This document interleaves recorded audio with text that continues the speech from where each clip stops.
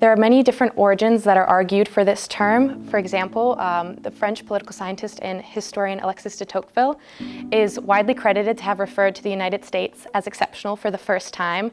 And the conclusion of this study showed that if you are more liberal, you will be likely more receptive to ideas of care and fairness, while if you are more of a conservative voter, you will be more receptive to loyalty, authority, and purity or sanctity. So if you really don't have a fair shot of your, vote actually making a difference in congressional elections, it really stands to reason that some people might begin to question why even turn out at all.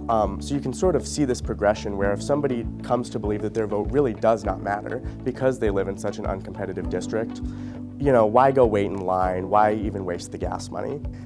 One of their objectives was to not pass judgment on the views and values of any particular community, but to quantify them and compare them with that of others. This certain subset of psychology known as moral decision-making has gained widespread recognition recently through the use of questionnaires to describe individuals' moral frameworks. So in this article by Walt, he states that American exceptionalism makes it harder for Americans to understand why others are often alarmed by U.S. policies and frequently irritated by what they see as U.S. hypocrisy. So basically, American exceptionalism oftentimes blinds Americans to similarities with other nations, and it makes them more isolated in international relations as a whole. Just because there are a lot of problems and just because they are not necessarily solvable by government doesn't mean that government shouldn't do what it can in order to alleviate the suffering and particularly to carry out its number one function.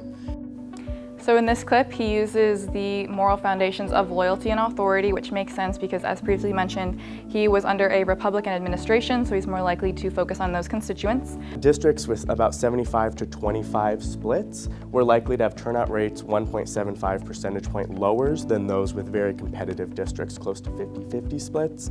And this effect compounded with the cost of voting. So this really seems to agree with our hypothesis. If it's very cheap to vote in the state, well, who really cares if my vote's not going to make a difference? It didn't hurt me that bad.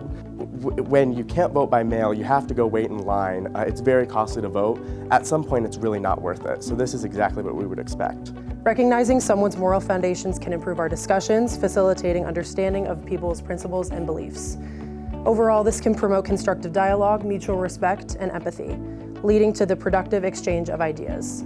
It offers this contradiction of a nostalgia towards the past with a future-oriented ideology, where this idea that America can be exceptional is by returning to its past achievements and focusing on those rather than focusing on progress and what may become of the nation in the future. And since the beginning of artificial intelligence, there's been a debate on whether or not it should be able to infiltrate our daily lives, especially today. That's becoming more and more prevalent. People who draw these maps should certainly take note. If they make them uncompetitive, it will depress House turnout. But those people deciding to vote should not think that there's no hope. Failing to contest a race will have a much more perverting impact on that system. Understanding that people have different moral values can actually bring us closer together, especially in today's polarized world.